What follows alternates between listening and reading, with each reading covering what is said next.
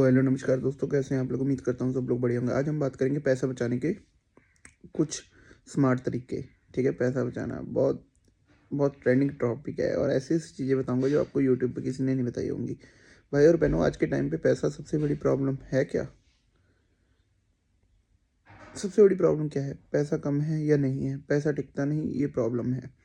Salary आती है, खर्च हो जाता है और एंड में बोलते हैं भाई पैसा बचता ही नहीं। आज की वीडियो में मैं तुम्हें बकवास ज्ञान नहीं, प्रैक्टिकल और रियल लाइफ स्मार्ट तरीके बताऊंगा जिससे तुम बिना एक्स्ट्रा कमाए पैसा बचाना सीख जाओगे। वीडियो को एंड तक देखना, क्योंकि लास्ट में मैं एक ऐसा रूल बताऊंगा जो अमीर और मिडिल क्लास में रियल डिफरेंस क्रिएट करता है। ठीक है, सबसे पहले ट्रुथ समझो। प्रॉब्लम पैसा कम कमाना नहीं होता, प्रॉब्लम होता है ट्रैकिंग नहीं है, प्लानिंग नहीं है, डिसिप्लिन नहीं है। ठीक है अगर तुम 30,000 कमा रहे हो तो 29,000 खर्च हो रहा है।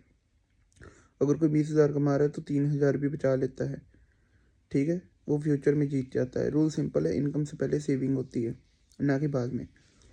अब आता है पहला स्मार्ट रूल, 50% नीड्स में स्पेंड करो, रेंट, राशन, बिल। 30% वांट्स में, मूवी, शॉपिंग, बाहर खाना। 20% सेविंग प्लस इन्वेस्टमेंट में। ठीक है, एग्जांपल, अगर 25,000 सैलरी है तो 12,500 जाना चाहिए नीड्स में, 7500 जाना चाहिए वांट्स में और 5,000 होना चाहिए सेविंग। अगर 20% भी बचा लिया ना भाई, तो 2 साल में तुमको डिफरेंस फील करोगे। ठीक है, प्रो टिप दूंगा एक, सेविंग बचे हुए पैसों से नहीं होती, पहले साइड में निकाली जाती है। पहले सेविंग निकाल के रख लिया करो। पार्ट 3 में, सैलरी आते ही पहला काम क्या करें? सैलरी आई शॉपिंग, सैलरी आई ऑनलाइन ऑर्डर, ऐसा नहीं है। सैलरी आई तो पहले सेविंग करो, अकाउंट में, अलग अकाउंट में आर डी SIP में ट्रांसफ़र करो। इसे कहते हैं पे योर सेल्फ फर्स्ट। जब पैसे दिखाई ही नहीं देगा तो खर्च भी नहीं होगा। डेली खर्च का डाकू, स्मॉल एक्सपेंसेस। भाई तुम्हें सच बताऊं, तुम्हारा पैसा बड़े खर्च से नहीं, ठीक है, छोटे छोटे खर्च से डूबता है।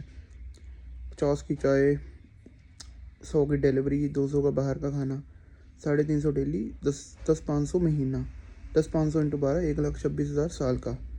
सिर्फ 7 दिन खर्च लिखो नोट्स ऐप में, 8वें दिन आँख खुल जाएगी। अवेयरनेस, सेविंग का पहला स्टेप। पार्ट 5 में हम बात करेंगे EMI और क्रेडिट कार्ड का जाल। EMI सुनने में ईजी लगता है पर फ्यूचर का खून चूस लेती है। Phone on EMI, shopping on EMI, credit card, lifestyle EMI। EMI सिर्फ एसेट के लिए नहीं, जैसे एजुकेशन या बिजनेस, इसके लिए चलती है। अगर फुल बिल पे नहीं कर सकते तो क्रेडिट कार्ड तुम्हारे लिए जहर है। ठीक है, स्मार्ट शॉपिंग ट्रिक्स। शॉपिंग से पहले 3 सवाल पूछो। क्या मुझे सच में चाहिए?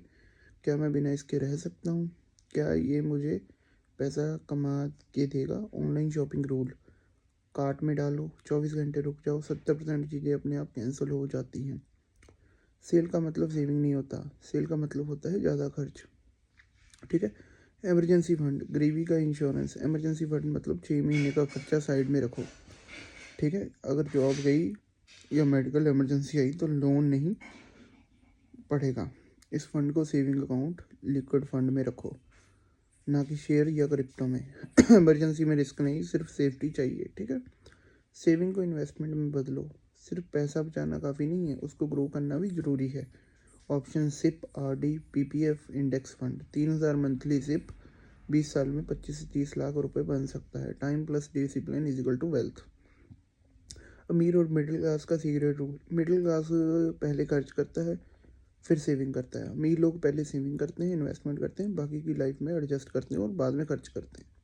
अगर तुम इस वीडियो को सिर्फ एक रूल अगर तुमने इस वीडियो का एक भी रूल फॉलो कर लिया तो नेक्स्ट 1 साल में तुम्हारा बैंक बैलेंस हाई होगा। जो चीज़ें मैंने बताई उसको फॉलो कर लो, मौज करोगे। मिलते हैं नेक्स्ट वीडियो में। जय हिंद, वंदे मातरम।